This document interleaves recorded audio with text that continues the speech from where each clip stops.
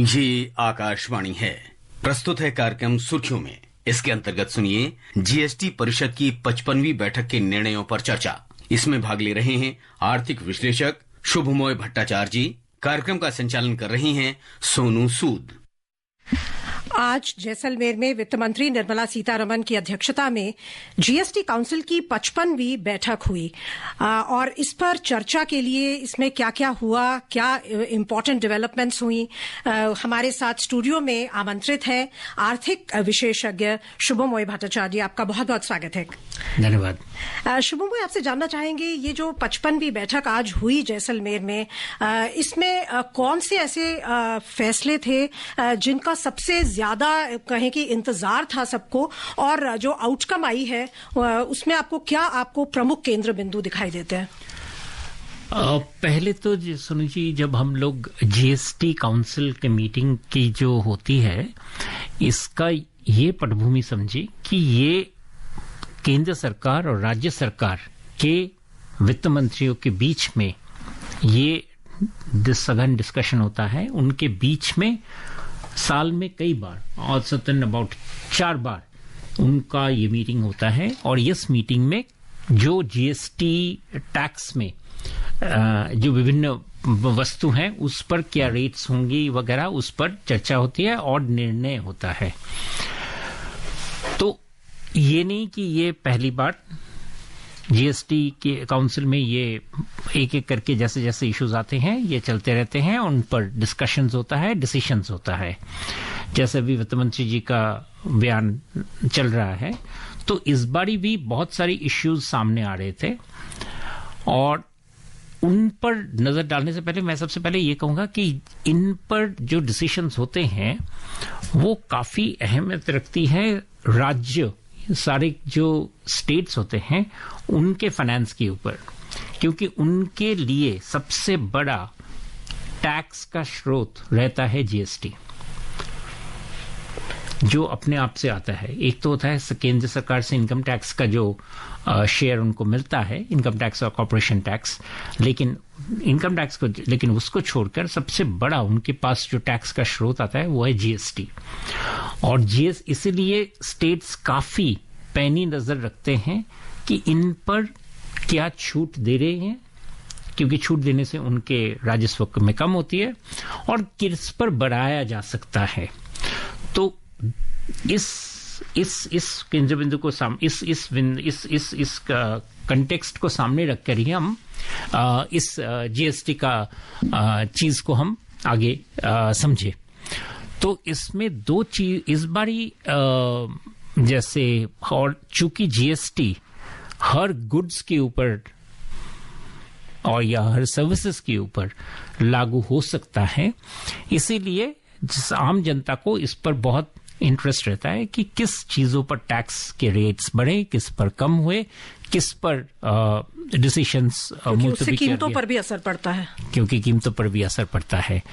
तो अभी जीएसटी में इस बारी एक काफी जो ठोस मुद्दा था वो था इंश्योरेंस, बीमा, खासकर हेल्थ इंश्योरेंस, कि हेल्थ इंश्योरेंस में जो प्रीमियम लोग भरते हैं उस पर अभी फिलहाल मोरलेस रेट है 18% जीएसटी रेट। उस पर एक डिस्कशन था कि उसको कम किया जाए या नहीं, और बाकी सारे भी बिंदु है। बट अगर हम in terms of larger impact के हिसाब से देखें तो वो एक और चीज जिस पर जीएसटी ने आज डिसीजन लिया है वो है used EV, used electric vehicle, लेकिन उसका बाजार अभी ज्यादा कुछ नहीं है, उसके बारे में हम बाद में बात कर सकते हैं।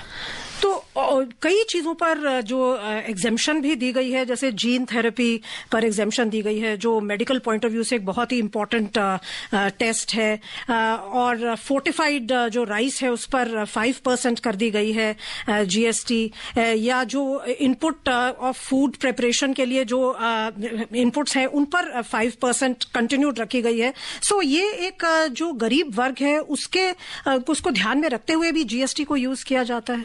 बिल्कुल, और खासकर आप देखेंगे जीएसटी, जैसे मैंने कहा कि ये टैक्स पहले हम इनके थोड़ा सा अगर हम पीछे नजर करें तो आज से कई साल पहले केंद्रीय बजट में इन पर चर्चा होते थे और आपको याद होगा कि उसमें उस वक्त के जो वित्त मंत्री होते थे वो एक लंबी लिस्ट लेकर पार्लियामेंट के सामने खड़े होते थे और विभिन्न वस्तुओं पर क्या रेट लगाए गए, क्या रेट कम किए गए, किस पर ज्यादा किया गया, उसका एक पूरा एक विस्तार से सामने देते थे, एक हिसाब देते थे। वो सिलसिला खत्म हो गया जब से जीएसटी मैकेनिज्म आया है। अभी इस पर राज्य सरकार और केंद्र सरकार दोनों की भागीदारी बन गई है और दोनों ही डिसाइड करते हैं, दोनों मिलकर, भारत के जो 28 स्टेट्स हैं और राज्य और केंद्र सरकार, ये सारे मिलकर डिसाइड करते हैं कि टैक्स रेट्स किस में होंगे।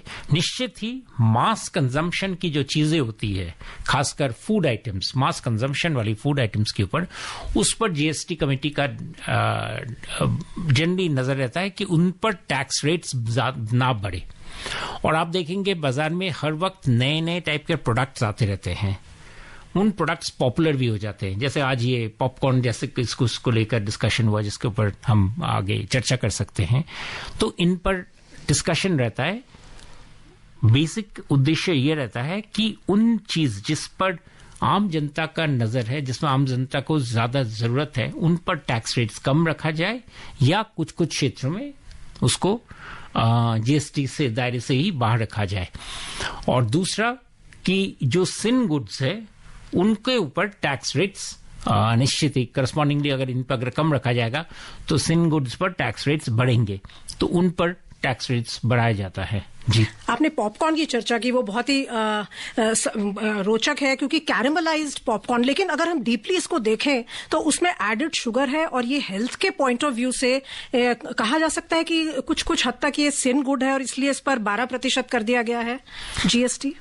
उससे भी पहले मैं ये चीज बताऊंगा कि लोगों को लगता है कि अरे ये कैसा बात है कि वित्त मंत्री, देश के वित्त मंत्री, राज्य वित्त मंत्री, ये सारे बैठ के पॉपकॉर्न के ऊपर टैक्स क्या लगेगा इस पर निष्कर्ष कर रहे हैं, और सुनने में कभी अटपटा भी लगता है। तो मेरा कहना यह है कि अटपटा वो चीज नहीं, अटपटा होता है कि जैसे मैं कह रहा था कि फूड प्रोसेस्ड फूड्स के ऊपर जैसे नए नए प्रोडक्ट्स आएंगे और वो मार्केट में इंटरेस्ट लाएंगे लोगों को, तो निश्चित ही उन पर डिस्कशन होगा, क्योंकि वो उनका सेल कितना बढ़ता है उस पर राज्यों का नजर आ जाता है कि भाई हम इस पर टैक्स ले सकते हैं या नहीं ले सकते हैं।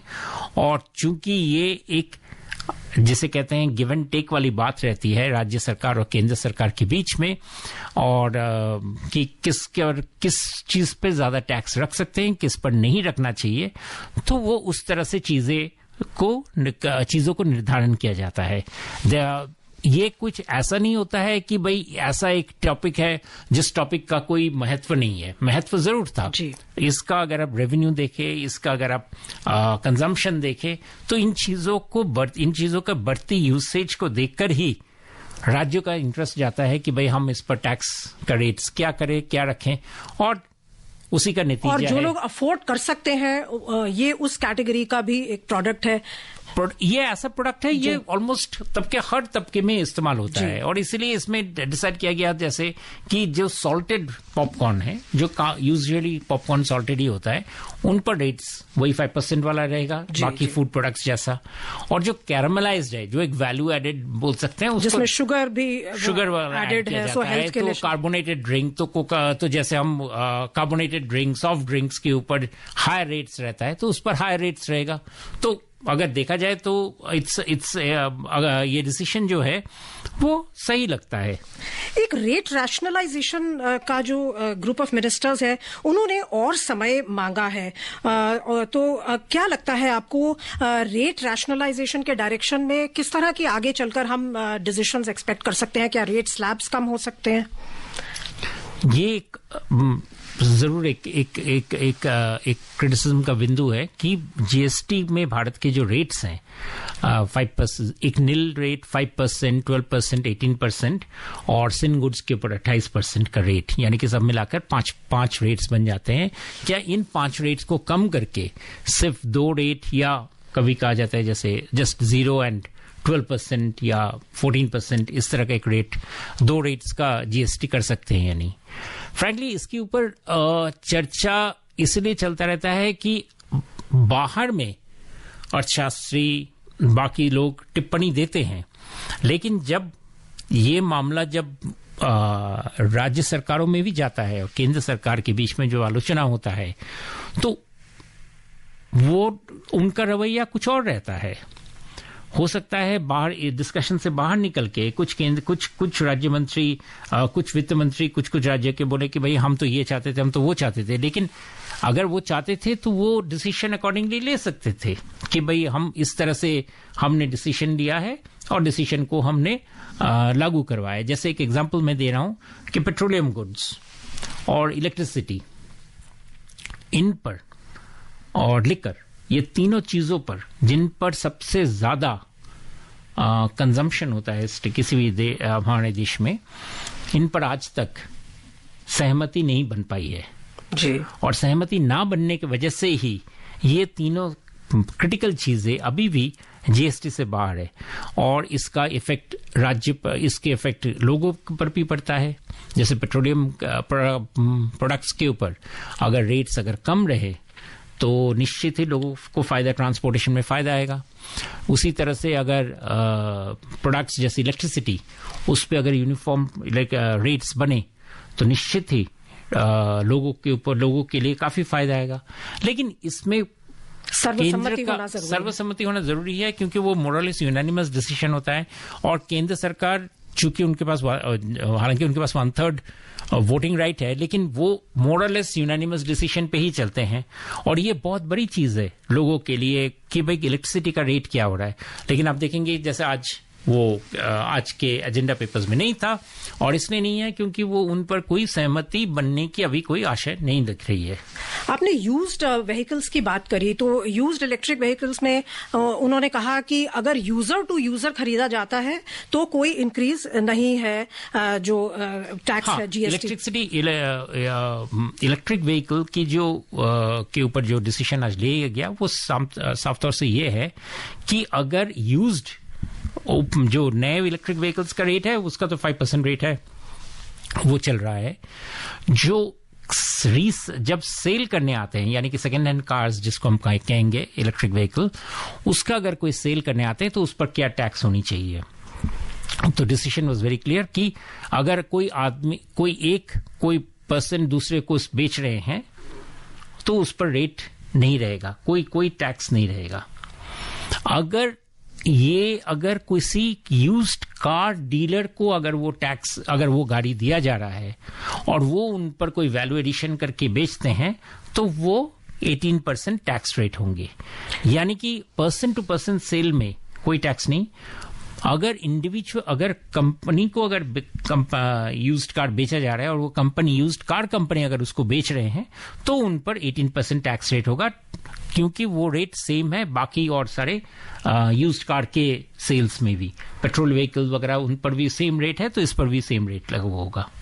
एक और चीज है सिंप्लीफिकेशन की उन्होंने बात की। रजिस्ट्रेशन ऑफ स्मॉल कंपनीज के लिए कॉन्सेप्ट नोट उन्होंने कहा है कि वो प्रिपेयर हुआ है, अप्रूव हुआ है, और ये जो नया रजिस्ट्रेशन प्रोसेस है ये अमेंडमेंट के बाद लागू होगा। ये कितना इंपॉर्टेंट है? बहुत इंपॉर्टेंट है, क्योंकि हम चाहते हैं कि खुदरा बिजनेस को जितना फायदा मिल सके, और जीएसटी का एक बहुत बड़ा मुख्य लक्ष्य यह था कि स्मॉल इंडस्ट्रीज के लिए टैक्सेस का रेट्स कम किया जाए।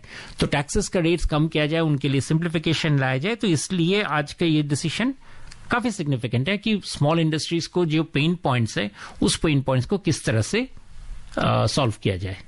सो आपको लगता है कि आज के जो सारे डिसीजंस थे, वर्क इन प्रोग्रेस रहता है जीएसटी ऑफ कोर्स हमेशा, लेकिन बहुत इंपॉर्टेंट डिसीजंस आज लिए गए। उन पर चर्चा के लिए आपका बहुत बहुत धन्यवाद शुभमय। शुक्रिया।